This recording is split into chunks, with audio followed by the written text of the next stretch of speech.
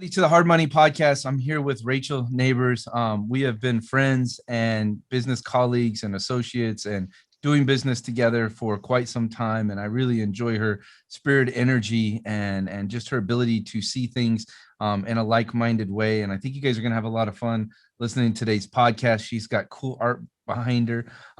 Just let me give you guys a quick, little bit of insight into Rachel. Just a quick bio thing, right? We're very like-minded when it comes to how the world works, and when it comes to even spirituality, when it comes to our beliefs, when it comes to the survival part of the world and different things.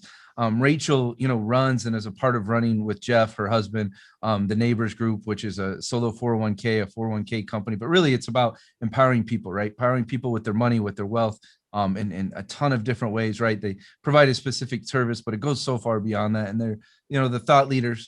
They run their own investment fund too, right? In the crypto world, right? And that's actually a topic that I'd love to talk to you about today too, because I have some thoughts on crypto and different things. Even though that's not our gambit, right? I was like, for me, like crypto's over here in like the 99 percentile of high risk for me, right? I don't get it or understand it, but we've owned Bitcoin for years, right? Almost a decade. We've owned crypto, right? And so it's kind of fascinating, that it's grown so much, because I put it in that buy it and forget about it forever. But hi, Rachel. I'm just yapping over here. Oh my gosh, thank you so much for having me. It's so good to be here with you. Good. It's fun. It be coming out of this Corona stuff. It's Oh man, really I'm ready. good. I'm ready to get back to real life again. We see it, like I always talk to my team about like the conscious nature of the country, right? And we're seeing it in like the chat forums and the product buying and the attitude of people, that like people are really optimistic. Like, what are you guys seeing on your end and stuff? We're definitely seeing that too. Yeah, I think, this was a real wake-up call for people. You know, there's a lot of theories on how this whole coronavirus started. And could it be from a lab? Could it be something that just its time had come, because pandemics do happen to, the global population every 100 years or so? Did I you don't see know. Biden came out about that today? No. Yeah, he came out and made a statement. He said I want it investigated. He goes, Great. there's two theories, right? And one is the Wuhan lab, right, theory. Right, right. And the other theory is the natural nature, right, way of it Yep. happening, right? And I mean, I'm not an evolutionist, right? I don't know. Maybe that's wrong. I'm not an evolutionology, right? I don't study evolution, right? Right. And but in my small knowledge of evolution, it doesn't happen overnight. No. I mean, look, I think that, however deep you want to go, like beginning thousands and thousands of years Yeah. ago with agriculture, canning of food, you know, plumbing situations where people are living in the condensed area, that's going to inevitably create some types of disease, right? So Mhm. we've seen these pandemics happen every 100 years or so. We were about due. Now, did this pandemic result just from changes in our biology where we were ready for our 100-year pandemic, where we were due for one, or was this something that came out of this lab? I don't know. I'm glad that they're looking into it. I am all for science. I'm a big, tech geek, and I think we have to respect that we don't always know what we're playing with. And that can cause things like diseases to escape from labs or be released from labs, which can really put a lot of people in danger. I mean, how scary is if something actually was released from a lab that it was corona? We should actually be thankful, right? Compared to what could 100%. be released, because there's so 100%. many things that are even worse. Yeah. Absolutely. And I mean, you really hit the nail on the head there. I think that we are so lucky that in 2021 we haven't had massive biological warfare at this point. We're lucky that that's just sort of a gentleman's agreement through, nations around the world or whatever. So if this was a testing ground for that or something that went awry, again, I don't know, but I think that we actually escaped relatively unscathed for having gone through this, massive global pandemic. I mean, there's certain things that I think are a part. Like when I think of like, there's a certain God parameters, right? And so like when I look at a 1, 2, 3-year old, right? And the only way I think they survive to being 5 years old is because of God. Because if I see the amount of ways that a 3-year-old can just, they're Gumbies, they're rubber, right? But Sure, the amount but of you're ways on they suicide fall, watch, right, for these little ones. yeah. And so I'm like, but sometimes I think of like the only thing that, like, they can say it's a gentleman's agreement. Sometimes I think the only thing holding that back is a greater framework. But Sure. it's interesting because you can dive deep into the rabbit hole, right? So I don't know, like Vanessa has taken over as director. Vanessa's my wife. For those I of you do. first time listening to the podcast, I know Rachel. You know her better than you know me. The interesting thing is, so she's taken over as director of volunteers for CHD, which is Children's Health Defense, and it's medical rights. So pretty strong on vaccination rights, right? Your right to not vaccinate, or your right to Absolutely. vaccinate, right? Hmm. And we were at a dinner on a charity dinner on Saturday night, and they were talking about like there's different lawsuits that they filed as an organization with Fauci, and with Gates and other things, and they were talking about how the research for the coronavirus vaccine started before the pandemic, and that they can prove that the research Wow. for the vaccine started from the pandemic. So that's pretty scary when you think about that potential possibility, right? Um, Absolutely. yeah, that kind of that weirded me out. And then they've filed a suit on it. And it's pretty crazy. It's the same lawyers that won the Monsanto suit, the $10 billion suit against the pesticide companies and stuff. So I mean, they're pretty serious. Like when they go after it, they go after it pretty serious. So it's interesting. Yeah, there is this real delicate balance, right, between sovereignty over your own body and then, trying to do what's best for the community around you. And I don't know if there's any one right answer there. I do know, though, that I really am a strong believer in sovereignty over your own body. I think that you should be allowed to make the decision of what goes into your body. And similarly, I think that if you are someone that for some reason either elects not to have a vaccine or can't have one, then you're responsible also for protecting yourself. I think that that idea of sovereignty and responsibility is something that we've lost a lot of, in the last 20, 30 years. The cancel culture is also scary when it comes to the vaccine too, For because even sure. sharing your opinions about it can be very frightening if they decide to fight it. But I even look at someone was we were I've been in different states recently where you don't have to wear a mask, right? Hmm. So Florida, Texas, Idaho, right? And then I Arizona.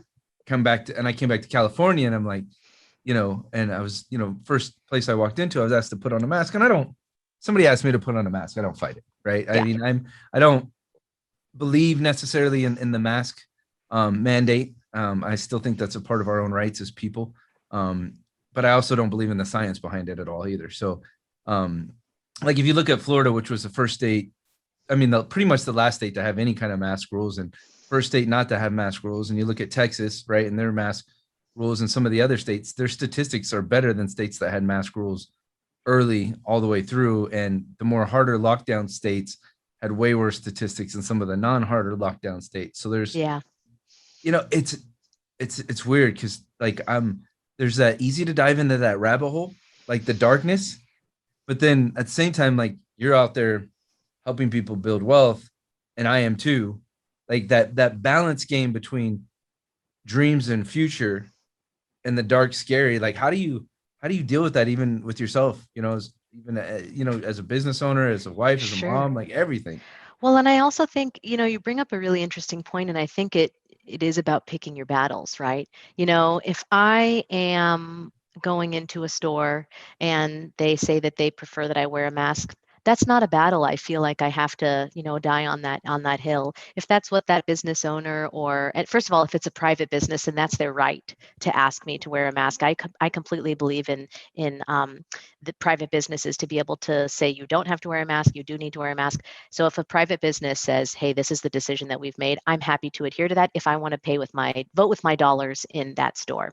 That's not a hill that I need to die on. But I also think that, as a business owner, an entrepreneur, an investor, my mental energy, I want to free up my mental energy for other decisions, for other things that are going to be, maybe more important to me in that moment than just putting on a mask to go into a grocery store or something like that. So, and it's different for each person, again, it's back to that sovereignty and personal responsibility, what each person really is standing for. And for me, I have other stuff that I'm focused on. So if you tell me to put on a mask in your store and it's your business, then hey, I'll put it on, no problem. Yeah, me too. Same way. I will tell you though, I also draw the line when people go to like a high and mighty, like they want to go past a polite request, right? Sure. And when they go to like an ugly place with it, right? And then I'll still put on my mask, right? But then I'll draw the line, like kind of checking that line, like this is not, you don't need to go further than this. There's Well, and I think we both know that that request really isn't about you, Dutch. yeah. That's about them, right? That's Mhm. about an insecurity or a pain that they're carrying, and they need somebody else to be in that insecurity or pain with them. So, I fail, right? I'm a human being, but I try to have compassion for that person in that moment and going, wow, this is a really broken person or really someone who's really hurting. That's why they're taking that, vicious stand or really needing me to get onto their team for that minute or whatever it is. That's not about me. That's about them.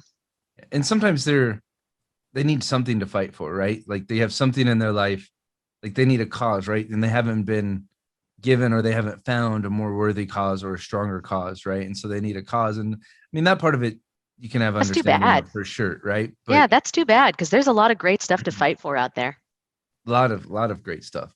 I think for me, when it comes to me personally, I can like it is what it is, right? But when I see it with my kids, like if we're or I see it with my wife, right? Like we were at Zion National Park last week, and a park ranger said to us, young woman, right? We have our dog, she's a service dog, and she said, "Can I pet your dog?" And we're like, excuse me. Vanessa was like, "Sure." And the lady's like, well, then that's not a service dog. If I can pet her, she's not a service dog. And you can't get on our shuttles if it's not a service dog because we don't allow dogs on our shuttles, right? And like she like baited and then she went for it. And I was just like then every hair on the and I'm like, oh, standing over here and I hear it over here. And I'm just like, and then I just started in like you're a terrible person to go about it that way. And you need to walk away Yeah, from me and my family and you need yeah, to go get a supervisor. yeah. That's not And fair. then but I didn't pursue her down to her supervisor, and even though you could, but I don't chase it any further. But yeah, it's weird. I mean, it's good in the sense that there's enough people that have enough passion to do something about it. If it could be redirected, like if you could redirect cancel culture in the right path, it could be kind of an amazing feat, right? If it could be redirected, because a lot of people just hate on cancel culture, or they say I hate cancel culture, or cancel culture sucks, or here's what's wrong with it, right? But they don't talk about like the good part of it is that people are extremely passionate and they're willing to do something. Like how much Yeah, apathy have we seen in the world where people aren't willing to do anything? absolutely. I mean, I think that you're so right about those pendulums. For a long time, there was a lot of apathy, and people didn't care about anything, and now they care so strongly about something that in the grand scheme of things, probably shouldn't matter that much. And I'm not, denying or denouncing people's beliefs. I think it's great to feel passionate about things, but I think you're right that what if we could take that passion and redirect it towards something that really, really matters? Mhm. It's like when you look at the Me Too movement, right? And like when you take Bill Cosby and the atrocities, or Weinstein and the atrocities, or Epstein, right? And the atrocities. Hopefully, I got all those names right. You got Right. to, yeah, Make sure I don't accuse somebody else, right? And they're at the extreme, the worst, the yeah. absolute, pinnacle of the worst. And you take a guy who says something stupid, right? And you put them in the same category. Like those are two very different, like whole, like It's a these slippery this slope. category you belong life in prison, right? Yeah. This category you need to be educated and you need to improve as a person, right? But you don't need your life destroyed, right? They're kind of like they're different worlds. But obviously this person has to be willing, right, to see that shift or change. But I was Well, there's an listening. there's Go an ahead. art of discernment, right? There's an Hmm. art of discernment. It's the same type of person that says, oh, I bought property once, sucked, the tenant was terrible, had to evict them, never investing in real estate again. It's really short-sighted, and I think that it lacks a lot of discernment. And so I think that that's probably what's happening here too. You're talking about extremes of people, some that are truly heinous and horrible, and then others that there is a chance to rehabilitate or teach that person a different way, and we're painting them with the same broad brush, and that lacks discernment. And I think that that really cuts off our ability to really heal or rehabilitate or teach people, because you're treating them all as the same and they just aren't. Yeah. I mean, some people, just for anybody out there who needs a deeper insight into discernment, right? It's knowing the difference, between when to choose, right? Like we use it in the serenity prayer in my house, right? So with like my son, my older son has a very difficult time of letting go of things. And so, discernment is helping him know the difference between things he can control and things he cannot control. And so he has the discernment, right? To know the difference between Right. those two things. And I think that's huge when you're thinking about like where the world is and the things that we're doing, because people don't use enough discernment. But that's also where cancel culture comes more in the youth than it does in any, because as you're younger you have less discernment, right? As you get older, Yeah. there seems to be, I would like to have think in my 20s I had great discernment, but I really didn't, right? Same. And I'm sure 20 years from now I'll have a Oh, lot I better was so dumb. discernment than now. So Yeah. um so what was one of the dumbest things you ever did in your life, since you said you were so dumb? Oh man. um I got Buddy over here. He started laughing. He's like, I can't believe Dutch asked that question. So we can so always we can always delete it if yeah, it's I bad. didn't think that this was dumb at the time, but now looking back on it, I think it was pretty short-sighted. So, I was going to college when Bush Jr. was the president, and that was after September 11th, and when we were going into Iraq, even though later it was discovered there was no weapons of mass destruction. And I totally did one of those 1960s-esque protests where in college, where like it was just a bunch of college kids laying on the ground, symbolizing like dead bodies or something like that. Looking back on it now, I mean, and I thought I was so high and mighty, so self-righteous. I was going to show the man, how, we're so against this war. And now looking back on it, I mean, I was glad to participate in it. It was something I learned from, but I think that it was could be really conveyed as disrespectful to our armed forces, who that's their job, is to provide safety and protect our country. I just wasn't thinking about them. I wasn't really thinking about the people of Iraq or that might have been affected by the other part of the war. I was just there to prove a point. So I think that that speaks to what you were talking about with the discernment. I had this much, for those of you that are listening and not watching it, I have just at my thumb and forefinger an inch apart. I had this much, wisdom on what I thought I was accomplishing. And it was all about me. I was proving a point to the man rather than, really learning how can I make my voice heard in a meaningful way? How can I be looking at all sides of this issue? Even then to decide what my opinion was, I only was interested in confirmation bias. I was only interested in, hearing the side that would further promote my agenda, right? What I was trying to prove, rather than hearing all sides or learning who might be affected other than just my own opinion. It's interesting.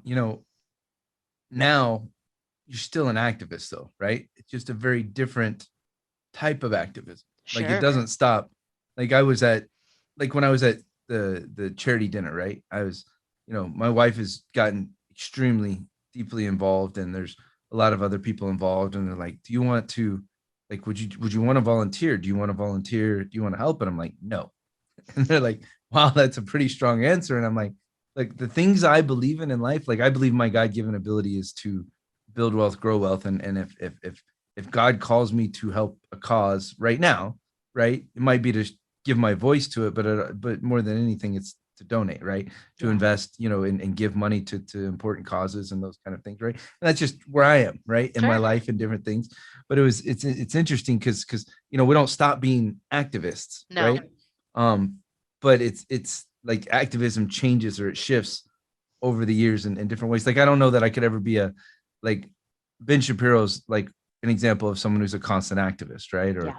there's different activists that are out there that constantly are running that hard game. I sometimes wonder where he'll be in 10 years though, right? With his activism and how it shifts or changes, because that lifestyle of you know conference to conference or speaking engagement to speaking engagement to conflict to conflict, right? Like it gets tiring, having traveled and spoken around the world. Like, it gets tiring, but I mean, maybe it feeds him, which is a whole different game, right? If you're passionate about it and it feeds you, it's a different kind of Oh, conversation. absolutely. And I think it's almost kind of like, the way I think about it, hopefully as we grow and evolve and, learn from our experiences, it's like starting out with like a fire hose of water and you're just sort of spraying your ideas and activism at everyone, right? Anyone that'll listen, even if they don't want to listen, you get up in their face and you should tell them what you think. But then hopefully as we, grow and learn from our experiences, our failures, our successes, we can hone that activism so that it's really going after causes and beliefs that are really near and dear to us. I think back, we were talking about doing things that when we were younger. I think back then I didn't really know. I didn't really know what was truly important to me. Everything was important to me. I was 20 years old. I was just ready to give my opinion on everything. And now I'm much more comfortable with hanging back and saying, oh gosh, I don't have an opinion on everything. And that makes my opinions that I do have on causes that I believe in much more solid for me. Mhm. It's interesting, as the world shifts and as we shift and as we change and different things, right? Like, our beliefs, they become stronger. But I also say that there's things from me over the years, right, that have shifted, right? And so, like, my continuing beliefs shifting, right? I think there was the indoctrination I had growing up, right? And there's the indoctrination I had growing up. And then there's the life experiences where I didn't pay attention to really like my political beliefs or different things. I just focused on my life, right? Sure. And then as I got older, now I start to there's a new set of beliefs that emerge over the years, like the core beliefs of like how you treat people, how you handle people, how you deal with people, what people are, right? And stuff. A lot of those things have never really changed for me, right? And how Yeah. I, work at things and what I believe in doing for other people. But my beliefs on what the world is has changed a lot. So I had a brain thought, right? And I was Hmm. thinking about crypto, and Okay. because it's everybody's talking about it all the time, right? So like Hmm. my brother-in-law is talking about it all the time, and then my wife started investing on one of the crypto things, one of the like the Coinbase or something like that, one Hmm. of the Sure. channels, and then one of my team members, Michael Carter, was just constantly on me like, Dutch, I just want to like let me trade, like let me can we have a little money to trade or different things, right? Because with our funds, right? And so I gave him a little bit of money to trade, and it's just like everybody's always about it. And I'm on our Idaho retreat, and I'm thinking about crypto because someone brought it up. One of the our investors brought it up, and for some reason, I thought to myself, I said, like, crypto could be, and maybe you could tell me I'm completely wrong, right? Because I don't know squat about it. But could crypto be the devaluation of the dollar, like the value of the dollar as a worldwide currency, right? The value of the dollar in markets and the value of the dollar even here in the United States, right? Could crypto taking over as a world currency, right, or as a one world currency, could it take away from the value of the dollar in the world? Is that something that could happen, if crypto continues to emerge as like a worldwide strongest currency? Yeah, well, there's a lot of layers to what you were just proposing. So, um, you know, the US dollar as the global reserve currency, it's, your podcast is hard money, and the US dollar is not hard money anymore. It's not. Mm-hmm. It's easy money. It's also known as fiat money. And fiat comes from the Latin word of, nothing. So what that Mm-hmm. means is the US dollar is really backed by nothing. And since August of 1971, when President Nixon closed the gold window, which meant that you could no longer trade a dollar for its equivalent in gold, right? The United States dollar used to be backed by gold. And that was part of the reason why it was going to be the global reserve currency. It was sound money. But after August of 1971, when Nixon closed the gold window, the US dollar became a fiat currency. And, fiat currencies typically have about a 40 to 75, maybe 100-year lifespan before they fail. Fiat currencies have a 100% failure rate historically. Nope. And this And we year, live in faster times than ever. correct. And Mhm. this year, the US dollar as a fiat currency turns 50 years old. And the purchasing power, there's all kinds of graphs that I'm sure your team can pull up and things for the show notes that show that the purchasing power of the dollar has really just fallen off of a cliff since it lost its gold backing. So there's a lot of layers to this question, right? The US dollar right now as a global reserve currency, I think that there's a lot of people that are starting to question how much longer it can remain the basis of the global reserve currency. And there's a lot of arguments that it might not make it. Now the question becomes, will it be another country's currency? Will the yuan, for example, replace the dollar as the global reserve currency, or will there be something different? Many economists believe that, and specifically our founder and my husband, Jeff Nabers, has often said the first country that ties their currency to Bitcoin will become the world's reserve currency or become the world's soundest currency. And because Bitcoin has innate scarcity built into it, right? That's one of the tenets of sound money. It needs to have a limited supply, which Bitcoin has.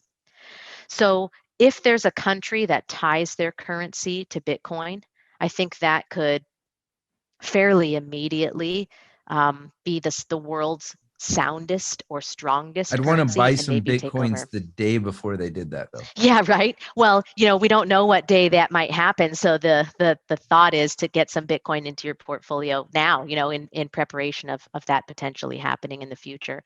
But I think, the issue is, Dutch, that moving from soft money or easy money that we have now back to hard money, it's going to be painful. It's going to be painful for people. We've lived in inflationary fiat currency times for a long time. There's generations of people throughout the world. I mean, I'm going to be 39 in July. I've only ever known the US dollar as a fiat currency. So moving back to a hard money, it's going to be, I think, a difficult transition for people. But I think if there's a way to do it with minimal, bloodshed or avoiding an extinction level event for our humanity, then I think it has to happen at some point, because I don't think that the path that we're on right now is sustainable.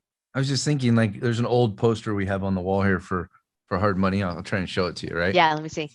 It's over there Yeah, for hard money, yeah, right? I love that. When the Dreams don't concept, work unless, what does that say? Dreams don't work unless you do. Yes, I love unless you it. do. And that's like when we first had a concept for hard money a long time ago, when we were putting together a trailer for a TV show and different things, right? And so that's when that poster was created.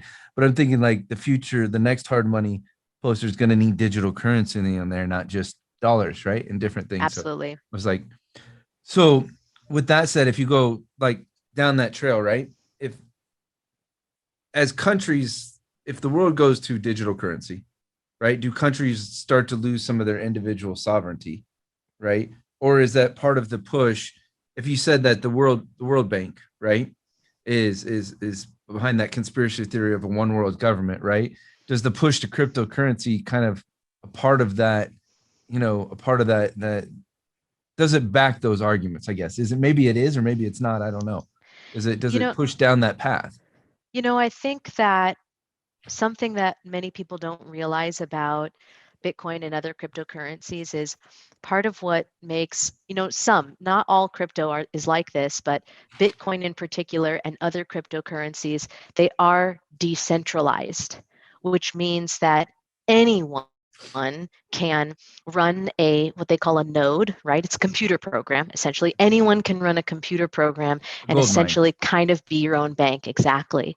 So we have the opposite right now, where right now we even say it's a central bank. This is a centralized organization in the United States, that's the Federal Reserve. They are the arbiters of monetary policy. They're the ones deciding how much money to print, how much money is going to be in circulation. With something like Bitcoin and other, not all, but other cryptocurrencies, part of what adds to their value is an innate scarcity or a limited supply and a decentralization. There's no single point of failure. If, for example, China's mining rigs go offline, which a lot of people were recently freaked out about, guess what? China is not the only people in the world mining Bitcoin. There's thousands and thousands of other miners all around the world. So that decentralized nature, I think, spreads out that risk and that control. It becomes a truly free market where if there was a one world government that was trying to create one world currency, if they allow it to be something like a cryptocurrency on a blockchain, and even if they said everyone has to start using this, everyone has to buy it, well, it would be really easy to get onto that blockchain and then trade that into Bitcoin or trade that into another cryptocurrency. I think at this point, we've had so much institutional adoption, hedge funds, pension funds, public companies putting things like Bitcoin into their corporate treasury. The toothpaste is out of the tube at this point. So I do think that some sort of a digital currency is inevitable. We live in a digital world. It's 2021. We're on a computer, you and I right now, having this discussion through the internet. So a digital currency, I don't think is necessarily something to be feared. It just means that the dollar is going online, and maybe it's time for that to happen anyway. As a crypto noob, right? I'm a crypto noob, right? And I mean, I understand money. I understand acceleration of money. I understand how to make money, right? And those kind of things. But as a crypto noob, right? The thoughts that come to mind, right, is one, like if there was a hard changeover, right? I would have to think with any hard changeover in life, there's chaos, right? And so the chaos, and within chaos, there's fraud, right? And I'm not talking about the fraud of like Joe Schmo, right, trying to defraud Bitcoin, because we're past that already.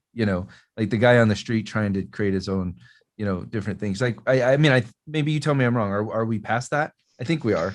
Yeah, I think that we're past that at this point. Bitcoin, the what they call the Genesis block, the sort of the first Bitcoins that were mined came out in January of 2009. There's developers that are constantly working on the Bitcoin blockchain, people trying to hack it, people patching fixes. I think that, at this point, any sort of funny business or double accounting is a tiny, tiny, tiny possibility. My fear And would we be have to more look at the like, dollar. It already happens with the dollar with unlimited yeah, money printing. yeah, you're right. But they also people do they fake print dollars too, right? So they counterfeit, yeah, they do counterfeit dollars and Sure. stuff. Um, I'm more my mind is more thinking like, what about like state actors, right? Like China as an example, right?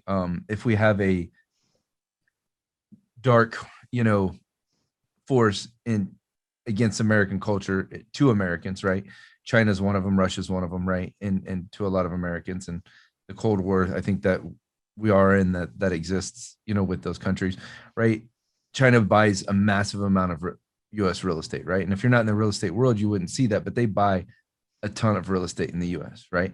They have a lot of businesses they own, a lot of companies they own, tremendous strong stock positions inside the US, right? And I know there's a billion people, but there's also an extraordinary amount of money has left China that is in every country in the world, not just the United States, right? And so to me, they weren't a wealthy, super rich country 20 years ago. Maybe they started on that path 10 years ago, but now you would look at them and you would say they're a fairly wealthy country, total GDP, total, different things, and they privatize some things, and then there's state-run businesses and different things. So I'm more concerned of like fraud from places like that, right? If we have a one world currency, let's say it's Bitcoin, right? I'm more of concerned like, can they operate in a way as a state actor, right? When they have, the smartest minds in the world working because they can force them to in communism, right? Working to hack a system or hack currency. Because I kind of think they're already trying to hack currency worldwide. They're trying to hack, some of those things. So I don't know. What do you think Well, for that? if there was a, China released digital currency, then yeah, that would, I think, certainly be a concern that some people would Mhm. have. I don't necessarily think that that's a concern with Bitcoin itself, because Bitcoin has now been around for 11 years, going on 12 years, right? 2009. 2019, right? 11 years, and 12 years. And there's already been, I think, as I mentioned, a lot of people there's Bitcoin developers that are working on the Bitcoin blockchain, working to identify potential vulnerabilities and patch them. I think that if there was going to be some sort of a grave danger to the Bitcoin blockchain, that's something we would have seen already. And but what if, right now you can exchange currency on Bitcoin, right? Fairly easily, any currency, and a country like China though can produce and create its own money, right? So you said the name of their currency earlier, the Yuan. yuan, yeah. So they can basically print as much yuan or create as much yuan within their government as they so choose to. And actually the United States can too, but I think there's within a totalitarian state, within a, like China, right? There's some different decisions that can be made when they decide to try and change something or control something or influence something, versus in the United States where there's just a lot more checks and balances. Even Sure. though an executive branch can break checks and balances, and I think even our Federal Reserve can break checks and balances and kind of do some of their own things very independently, right? So maybe, there's the same concerns with other countries as well. I just use China because they're the biggest, right? Population wise, maybe are they bigger than India But population wise? I think what you're probably asking though is like, well, can't China just, print as many yuan as they want and And buy a then bunch buy of as Bitcoin much and try Bitcoin as to they want. control Bitcoin? So I think that's what you're trying to ask. And Bitcoin is still thankfully a free market. So there's a couple of factors to think about there. First of all, the Bitcoin supply is limited. There's only a finite number of Bitcoin that are mined, that is created every Kind of like gold day, or every diamonds. week. Yeah, it's actually even more of a controlled structure than that, because, with gold, for example, there are some that believe that we can mine asteroids in space and find huge caches of gold, which would then plummet the price of gold on Earth, because the whole supply and demand would be thrown out of whack. Bitcoin is essentially like a computer They program. And just I'm not a computer scientist, so I'm not going to be the they just best call person. it blood gold, and they would just outlaw it in the United Yeah, States. sure, So sure, exactly. Yeah, but Bitcoin has, and again, I'm not a computer scientist, so please, if you're a computer scientist listening, don't at me in the comments. I'm not the right person to talk about blockchain and things. I'm just an investor, but Bitcoin has built into it scarcity, so you can't force miners to make extra Bitcoin. You can't force extra Bitcoin to come onto the market. The only way to get Bitcoin is to buy it from other sellers. It truly is a free market. And we know that there are lots of Bitcoin investors that they're just not selling. I'm not selling. My Bitcoin is not for sale. If you talk to even, Elon Musk said in his tweet, diamond hands, they're not selling. Michael Saylor and the CEO of MicroStrategy, they're not selling. So Bitcoin is truly a free market in that no matter how much yuan China wants to print, they can only buy the Bitcoin that is available for sale on the free and market. They and can't if they force more to and, be and if they created. buy what's on the free market, then the price will eventually start to go up by continued demand, right? If there's a And demand. then more people are going to want to get into it as well. I mean, this really is a true free market. The Bitcoin market doesn't shut down. It's not Monday through Friday from 9 a.m. to 5 p.m. Eastern time. It's 24/7, 365. I mean, it's a fascinating conversation, right? Because you're like, don't, hashtag me or don't at me, right? If Yeah. right, but at the same time, there's levels, right? In anything, right? If someone wants to come and talk real estate with me, there's few people in the world that can out talk me when it comes to real estate, Sure. right? But when it comes to your level, when it comes to crypto, right? I'm down at an elementary, right, or kindergarten level, right? And you're at a level much higher than me. And then obviously there's people at another level, right? Way higher than me. But I think it's really like I can get a crypto person on that has great crypto knowledge and talk deep in crypto on a podcast. But I think for an everyday person, they have thoughts about it, right, as they get deep into it, right, like your family has, right, or you know, but like me, who has knows I'm a noob, right? But I think people have to admit they're a noob at things too, though. I think that's a real hard Totally. thing for some people to do in the world, is like you have to admit when you don't know something, because in a way there's no way to learn if you don't admit it. Oh, absolutely. You have to start where you are, and I'm constantly learning, and or learning that I'm wrong about stuff. I used to be really, upset or afraid of being wrong, but now, I fail sometimes, but I try to welcome. Gosh, Rachel, that wasn't the right way to put that, or gosh, Rachel, you were wrong about that. Let me know so that I can, continue to improve and hone my mind and speak more and more clearly. Uh, the it's interesting, like the because you don't think as deep sometimes when you originally start thinking about a subject, but then as the subject continues to exist and continues to build, like you start, for me, I start to put layers on top of layers, and then I continue to learn, but I also kind of let the universe kind of dictate to me like whether I'm going to continue learning it or not. Like I don't know how you choose to learn things, right? But for me, like if the universe keeps telling me to learn about something, it keeps putting something in front of me, then like I decide I'm going to start to dive deeper into that topic. It's like real estate. A lot of people don't know this about me, but I really tried to get away from real estate, like as hard as I could. Really? Like I really didn't want to do real estate, because my parents were like these failed addicts, serial real estate Mm, entrepreneurs, right? And you know, I mean, a lot of people know the story. My parents have been dead for a long time. And dad died when I was 18, and my mom shortly mm, after. I'm sorry. And but there were these serial failed entrepreneur addicts, real estate entrepreneurs, right? And so, like for me, my whole mindset was like, I don't want to do real estate, and I don't want to be an entrepreneur. That was like the entire, like as I was growing up, like I'm gonna get a job, I'm gonna do corporate America, I'm gonna work my way up the ladder, I'm gonna have steady security, safety, Security. right? And I have not, had a job since I was in my 20s.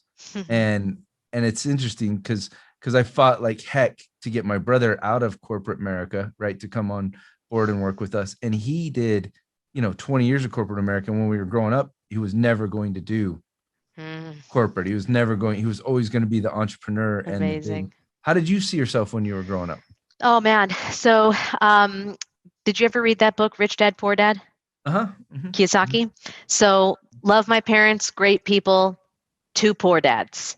I'm the only kid in my family that does not have a master's degree. And my parents were total academics, both of them college professors, PhDs, multiple masters. So for them, um, the academic work for someone else was always the path in life. And I wandered and, lost for a while, doing the yoga teacher, traveling around the world. I was in the circus for a while. I was a rock climber, all kinds of, weird stuff. And then when I Hold on, met hold on. You Jeff, were in the circus for a while. yes, You just I like was. slip that in, just thought we'd go Yeah. right by it without deep into that. Yeah, just trying to find my way. And What was your what act were you in? What role? stilt walking and clowning and some Still walking. trapeze. Very cool. Yeah. So when I met Has Jeff ever Jeff, seen you on stilt walking and clowning and he's trapeze? seen me as a clown. Yes, Good. he's seen me as a clown. That's true. Yes, but I don't think maybe he's seen me on stilts once or twice, but yeah. You And I should. and also for those of you that are listening and not on video, I'm 5 feet tall. So to see a 5 foot tall short little girl on stilts is pretty silly. But so when I met Jeff 10 years ago, um, and he works in finance. Jeff is sort of a boy wonder when it comes to economics. He called the real estate bubble in 2006. He created the IRA Association of America in 2003. He brought the solo 401k to market in 2006. He's always been so forward thinking when it comes to economics, the Austrian school of economics, and teaching principles of hard money, early gold investor, early Bitcoin investor. And I just had no clue about any of this stuff. None. I had a degree in theater, from college. I didn't How'd you I didn't guys know meet? anything. We met through a mutual friend, in a marketing mentor. So, and this is really, you talk about, the different paths that you go in life. I just really fell in love with finance, and I really fell in love with entrepreneurship. And it was totally the antithesis to what I grew up with, because I grew up with a couple of academics in, the medical field. My mom was a nurse anesthetist. My dad was a pharmacologist.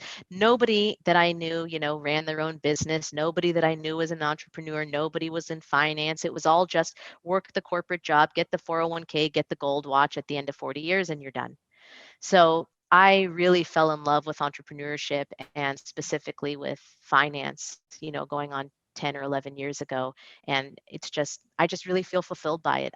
One of my mentors told me, you can hate taxes and love the tax code. And that's something that I've lived by for a long time now.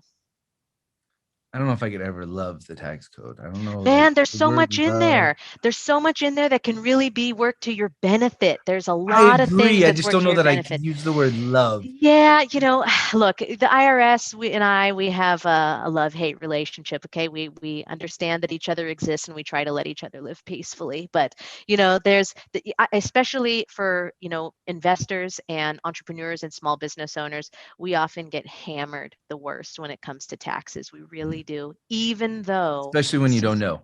Oh man. And even those small business owners, we are the true engine of the US economy, the ones that employ the most people, that generate a lot of wealth for the United States. But we're hammered when it comes to taxes. So I think if you can know ways in the tax code that are legal, that are compliant, that can save you a lot of money, then man, that's my own. You were talking about activism earlier. That's my own still small revolution that I still, carry with me, is how can we be an activist for and have this compliant legal little revolution of having sovereignty over our own money. I mean, I just believe we deserve to keep our own money, right? Like For sure.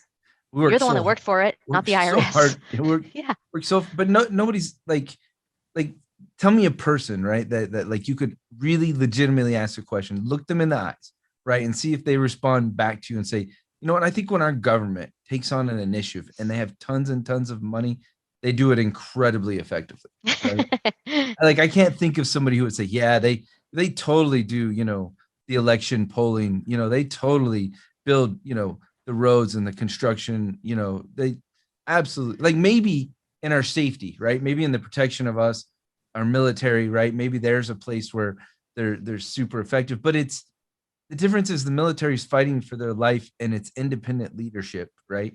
And our military that builds our military and grows our military, right?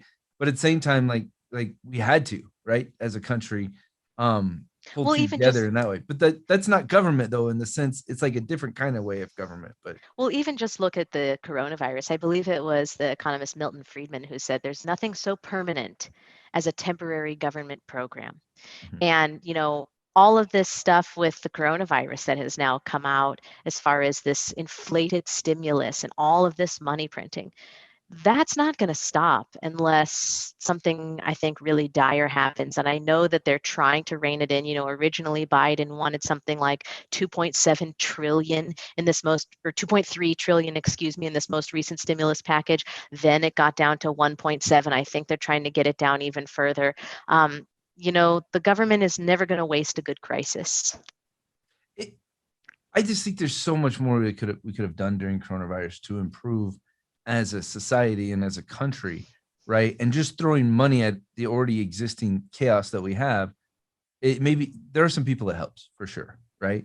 But at the same time, it's not changing the way like you look at. I said New York City was just one example, right, where the kids got sent home, right, and like, well, what do you expect parents to do who need to work, right, and don't have proper childcare, right? And so then they sent parents like 2 grand a piece or something, as a part of the stimulus. That was one of the stimulus. And I look at it and I'm like, why not create a whole new job sector and put kids into pods and create these new teachers with new jobs who couldn't have jobs before, right?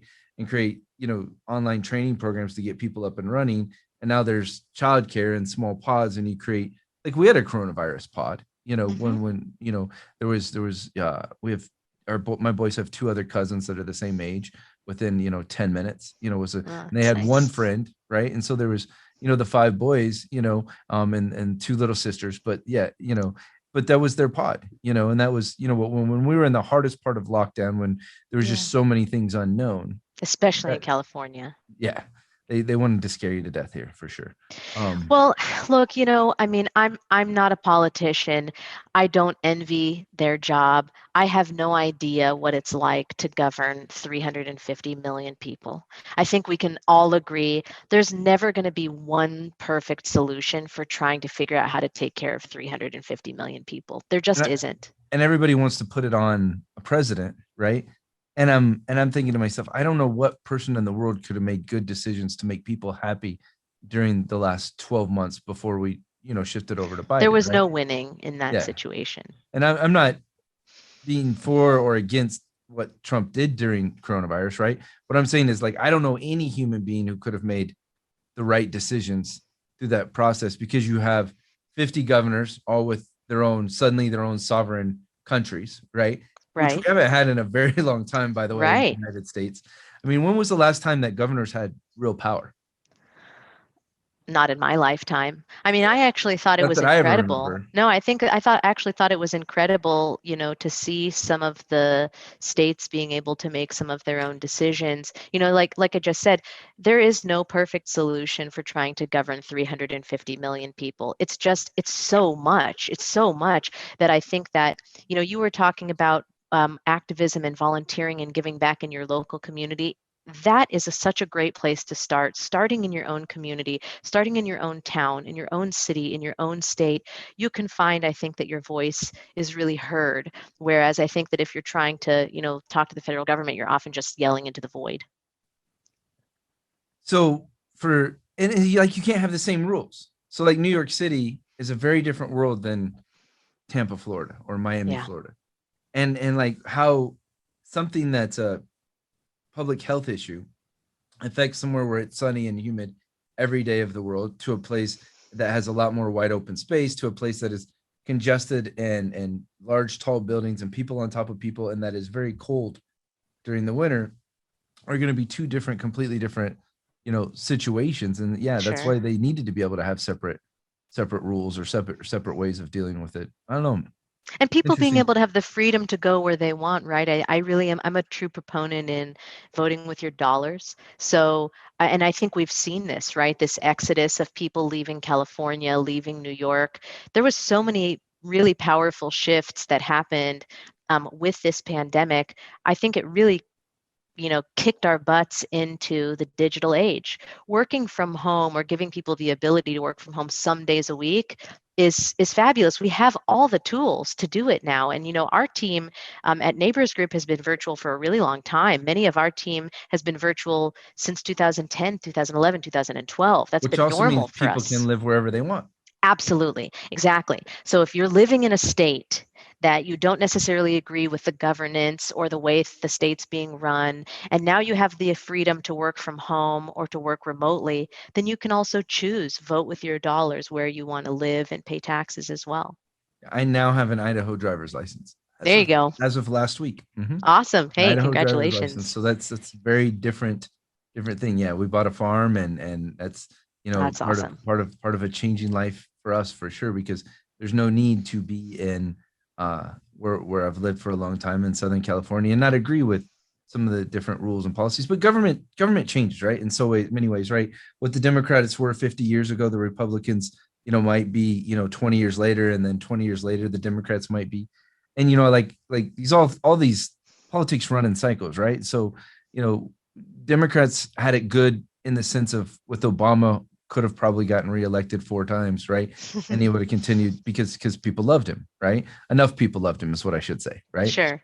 But then they got lazy when it came to Trump, right? Because they didn't take him seriously, Yeah. right? But then what sucks about that for Republicans is that Trump pisses off the opposition enough where they get really passionate, right? And they got Mm, really passionate about beating it, right? And like, so you'll see these cycles, and like, we'll see different cycles. And so I think, even with the current cycle, you'll see another swing, right? And that's why it seems like, every 4 to 8 years, our political structure in America changes dramatically, because of how things shift and change.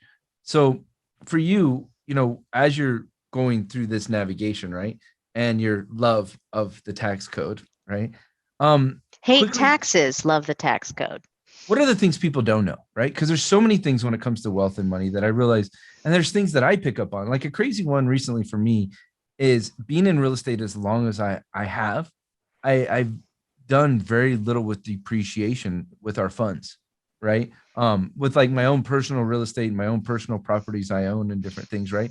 But we haven't really done a lot of depreciation, within our private equity funds and within our REIT and different things. And there are places where we account for it, but we have, tens of millions of dollars of depreciation that we don't, take into account, in a normal year. And so we've been working really hard lately. How do I pass that on to our investors? How do our investors take advantage of that within our REIT and the depreciation and stuff? But, that's me being at a very high level, advanced level when it comes to real estate, right?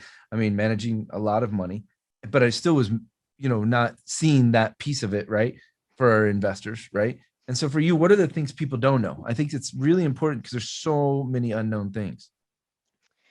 Well, I'll first say that I'm not a CPA, so I can only share my knowledge as having worked in the field, for the last decade or so, and as an investor.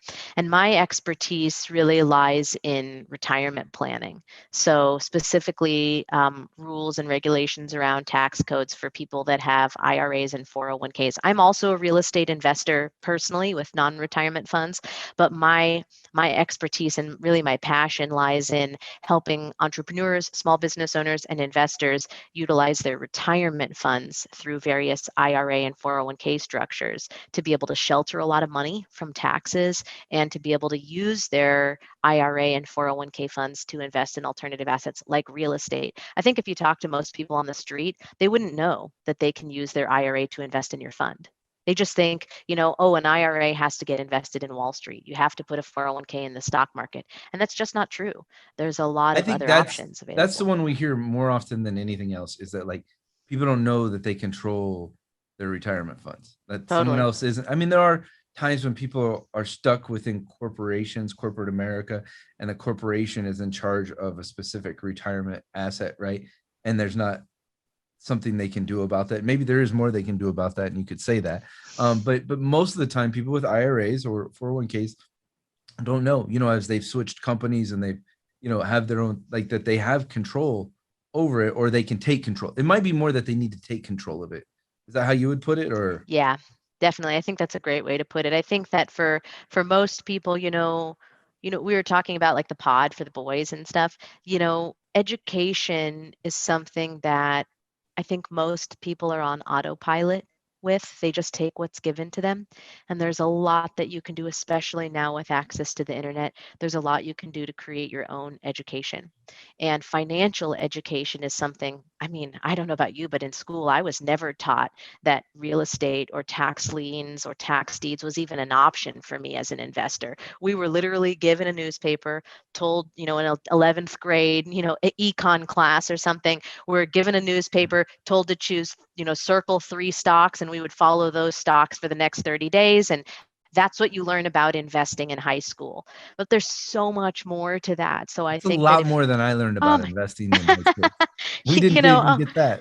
oh I don't even man, know the stock market was even mentioned when I was in high school. you I'm know, not there's much older than you. I'm only like 2 years older than you. there's You so might have went much to a that. better school than me. And I grew up in LA. I went to LA Unified School District. So, I mean, man, public schools, there's just our financial education. And I think, throughout the nation, um, we're not we're not empowering young people to be investors or to really be able to think outside of the box. And the truth of the matter is that there's a lot of money that can be made, and you can really set yourself up for a stronger financial future if you're able to think outside the box a little bit. Now, you have to be willing to stomach the risks with it. You can't be like that one dude that bought one property, had a crappy tenant, and gave up real estate forever. You have to be willing to learn from your mistakes, make non-critical mistakes with your investments. But there's a lot of ways I think you can really empower your own financial future if you think outside the box. So for me, with my kids, right? So Yeah. everything's in buckets, right? And so Tony, the older one, recently said to me, so I make him give me money for an investment, right? You're investing with daddy, right? And the other day we're at the dollar store, right? Hmm. We're picking up batteries, right? and he sees something. He saw fairy wings, right? And he loves Peter Pan and Tinkerbell and the whole Mm, thing, right? He's yeah. like, so, Daddy, can I get some of my investment back to buy those wings, right? So, yeah, it's interesting. Yeah, we That's everything's great. buckets for us with the kids. So they have their high risk bucket, and then their investment bucket, and then their to buy what I want bucket and different things. So we give them money, and then they save up, but they always find more money than we give them in different ways. But yeah, and they're good at decent at getting money. My younger son's better at getting money from people. He'll tell people he wants money for uh for his birthday because he'd rather Uh-huh. buy the stuff he wants, Right. right? Then get the presents. He's just starting his own little fund. Right. So it's interesting. For people when it comes to like 401ks or IRAs, what are the tools? What are the tools? Because they got to be able to use their own money to invest. They have to. Yeah. Because the difference between a 5% return retirement or a 3% or 1% return retirement and a 15% or a 20% It's or life changing. insanity higher, right? It's life changing, And it is Dutch. out there. Absolutely. Absolutely. So I think that, you kind of had a magic word in there, which is, controlling their own retirement. So that's something that we really specialize in is something called checkbook control. And it basically means you're not handing your money over to somebody else. You're in charge of your own money. So you get to find and make the investments that make sense for you. There's two types of checkbook control retirement plans that we specifically help people with. One is a checkbook IRA. Anybody can have that. If you've got an IRA or a Roth IRA, we can help you turn that into a checkbook IRA, and then you get that money in your control. You literally have a bank account with your IRA or your Roth IRA money in it, and you can choose where those funds are invested. So you can buy Bitcoin, you can invest in real estate, you can invest in real estate funds, in REITs, in PE funds, and stocks and bonds, but you get to be in charge of how that money is invested. That's the checkbook IRA. Then there's something called a solo 401k, and that's for small business owners. And the reason why I bring that up is I think, especially now after coronavirus, more people are striking out on their own and doing their own thing as a small business owner. And this, when I was growing up, a small business owner meant like you had your own shop, right? You had a store or you had employees or something like that. But in 2021, being a small business owner can mean you're driving Uber, you're driving Lyft, you're doing virtual assistant stuff online and getting 1099, you're a hairdresser, you're a blogger, you got an Amazon store. All that means you're a small business owner. And then you can do something like a solo 401k and get access to those same checkbook control investments like getting into real estate and tax liens and deeds and stuff like that. Cool. What do you think that for people that as they're investing, right, are the biggest things they should look out for danger wise? Because I see like give you your own control, right? Now you're in control to make it or control it to screw yourself. To ruin everything. Yeah. Yeah. Yeah. I think that finding mentorship is really important. So, you want to be diligent about what you're investing in. Don't just give your money away to people. Look at the results that they have and see if those people have the results that you want to emulate. It's not just about Googling how to invest in real estate. It's finding someone like you, Dutch, that does a lot with education, that teaches people, that guides them in from the finish line, that can say, like, here's where I've been and here's the results that I've gotten, that can back that up with numbers. I think that that is really important. Education. Um, you don't have to go slow per se, but you don't want to rush into things, especially if you're a new investor. And I think it's also really important to understand where your risk tolerance is, because a lot of people haven't really thought about this. So, for all that I say and love about Bitcoin, I tend to be a very conservative investor. For a really, really long time, I was really heavy into gold because I just wanted to be like Scrooge McDuck and sit on a pile of gold coins and never have to worry about, asset values going down. I didn't want to have to deal with any I just had a volatility. picture of you on stilts in a clown suit swimming through Scrooge McDuck, big pile of gold Yes, coins. swimming through the So gold coins vault. Yeah, just with like the Scrooge big red McDuck. nose. He was my, yeah, totally. He was my, who I emulated growing up. But, over the years, I've become more comfortable with taking a bit more risk and something. I mean, Bitcoin is kind of the opposite spectrum, right, of gold. It's extremely volatile. We just had a week ago, I'm not sure when the podcast will go out, but in mid-May, we had a 30% crash in a day. That is unheard of, really, in real estate, in gold, in stocks, bonds, in any other asset class. A 30% crash in a day would be like totally unheard of. And it actually is not uncommon in Bitcoin. It happens. We get these spectacular And it might crashes go and up corrections. 20% the next day. Exactly, exactly. So I think that if you're a new investor, the two big things to do are education. Find someone, that a mentor, or someone that you feel comfortable emulating their results. Verify they have the results that you want, but find someone who can guide you in from the finish line, and understand your risk tolerance. Know what you feel comfortable with. If you are more risk averse, you're more conservative, then the amount you should put into Bitcoin is smaller, it's tinier. If you are maybe younger or have a more aggressive risk profile, you got 20, 30, 40 years of earning ahead of you. Well, maybe you're going to be willing to take a bit more risk than the person that's 50, 60, 70 years old. Know thyself and know where you are when it comes to risk. Those are my two takeaways for new investors. One of my things is like, and this goes against almost every financial expert, right, that I've ever listened to or wanted to learn from. It, like almost every single one disagrees with me, right? And I always say, like, to people, like, if you only have $5,000 to invest, right, I say don't invest it in blockchain or I'm sorry, crypto or real estate or anything, right? I say use the money to expand your ability to earn, right? And like, people, like, a lot of people will be like, no, they need to start saving 10% and they need to be doing this. So I'm like, so if I save 10% of that $500, like, even if I get 100% return for the next 10 years, $500 isn't going to do anything for me, right? This is really, really, really smart. I'm really glad that you're saying this, and this kind of dovetails in with what we were talking about earlier about how almost anyone can be a business owner these days. If you look at the most successful people, you'll find that the majority of their wealth does not necessarily come from investment earnings, but it comes from business ownership. Even if we're looking at these hedge fund managers who have billions and billions of dollars, it's because they are successfully running a business, right? Warren Buffett is running a business, running Berkshire Hathaway. It is his investments, of course, that have made giant returns, but it is his active running of that business, doing the research in running that business, that is creating a lot of wealth. And I think that you'll find that with many of the billionaire stories, it's their business ownership, not just their passive investments, that are what really contribute to a lot of their wealth accumulation.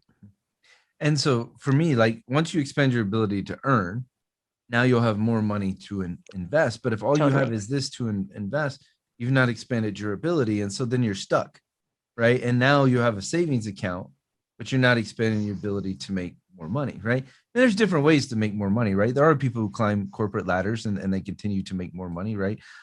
We have a young person in our company, who's going to make 100 grand this year. And he, 6 months ago, he was making $30,000 a year, right? But he had goals So and he had cool. matrices. And I'm not talking about a salesperson, right? Because that's different when someone does sales and they're able to earn higher incomes, right? I always believe, if you don't know how to sell, you should learn how to sell. No matter who you 100%. are on the planet, no matter what your job is, like, if you want to continue to climb and make more money, you should need to understand people. It's not even about knowing how to sell, it's about knowing what people are and who people are. Right. And not all sales are icky. I think a lot of times people think, sales, because they really equate it to like the high pressure-y, that icky feeling sales. There's at least one Sales is, programmer or engineer listening right now. I'm Like, sure. But hey, guys, if you're out there, the ones and zeros people, sales is the exchange of value. It's value for value. So you are delivering value to your customer or your buyer and receiving value back in the form of dollars. So it's about learning value exchange. so that's one for me, right? That's one of mine. Yeah, And then I love it. one of my second, like, another one, an easy one, right? If somebody's rushing you, don't do it. Right? Anybody who's trying to Smart. speed you up, trying to get you to invest, trying to put a time frame on you, trying to rush you, just don't do it. Smart. Right. Agreed. And then number three, like, do real due diligence, right? And so like for me, like we had an investor who invested with us, right? Alberto, right? And I like Alberto a lot. He's been investing with us for years, right? But he wanted to come to our offices, right? And I think that's great. To meet him in person is awesome. But meeting me in person or trying to get your read on me as a person is not doing due diligence, right? Like your own gut may lie to you. No matter how good you are, your own gut may lie to you, right? Now, this is, maybe not PC, but like I trust a woman's gut more than I trust my own gut when it comes to no, right? And so there's women in my life, like my business partner Amy or my wife Vanessa, right, that would say my gut tells me this is wrong, and then it's just wrong, and I don't do it, right? I just accept that, but don't don't trust your gut. Yes, trust your gut. No, right? If your gut's a hardcore no, then it's a no. But don't trust your gut. Yes, do real due diligence. So Alberto came to our office, and I love him to death, but he knocked on our neighbors' doors, right? And so of our business. So the one on the left is a drywall company, and the other one's a kitchen remodeling company, right, to our left and right. Knocked on their doors and talked to them, right, and asked questions about us. And yes, you can learn something from that, right? But real due diligence is on us. It's going on the SEC website. It's figuring out who our auditors are and doing a little research on our auditors to make sure, our auditors are legitimate. And you start to see like there's a track record history, right? There's 100-year businesses that went out of business, right? And so everything, there's always risk, like Lehman and Bear Stearns, big part of the crash in 08 or, you started in 06, but the crash, happened at Too end big of to 07, fail, right? but they Too big to weren't. fail, right? Oh, I get that. You'd be amazed how many platforms I talk to for our fund. And we're getting to a point now where like platforms are talking to us differently than they were 12 months ago. But 12 months ago, they would say to me, "You're not too big to fail. We can't put you on our platform yet because you're not too big to fail." And I'm thinking to myself, too big is how people fail in different ways. But yeah, so it's interesting, as you do, but do real due diligence, right? So for like us, how long has a company been in business? Have they owned other companies? Are those other companies still in existence, right? Are there true licenses? Are there certifications? Are there legitimacy behind what they are as a business, right? And you have to be a little bit patient and do a little bit of due diligence, right? And you could even, no, I know it sounds crazy, but you could even hire someone for $500 or $1,000 to do real due diligence. And if you're going to go invest $100,000 and you spend $500 to do real legitimate due diligence, now you're not putting it at that kind of risk, right? And but all the time people are like, well, you can borrow money from your neighbor to start a business, or you can go talk to your brother to get money to do your first real estate investment and stuff. And I'm not against that kind of thing, but there's a difference between the person who's trying to borrow money from you, right? And if you're doing it as a gift, because that's when if I'm going to loan money to a family member, it's a gift, right? And if it comes back to me, then awesome. If it doesn't come back to me, I'm probably less likely to loan them money a second time, but I'm not going to end the relationship and ruin the relationship, right? So I don't know, just a couple of my thoughts on it. Yeah, I think that that's great. And I mean, you were also just saying, like, as far as the due diligence, do they really have the results? Can they deliver on the results? Do they have the results that you're looking for as an investor? Oh, and I leave people with Richest Man in Babylon, right? That's one of my Bible, Richest Man in Babylon are two of my cornerstones when it comes to money, handling wealth, different things. So I think there's, for me, like when I started looking at only invest with people who have a track record and history of success and what you're investing with them in, it's huge. Like I've seen people who have success, like over here, like I'm a successful pool, salesman, and I've made, 100,000. I've put away some money and saved money, but now I'm going to go be a cryptocurrency trader. You should give me some money to go trade cryptocurrency. I'm kind of like, Yeah, let them go do it for a while and have some success before.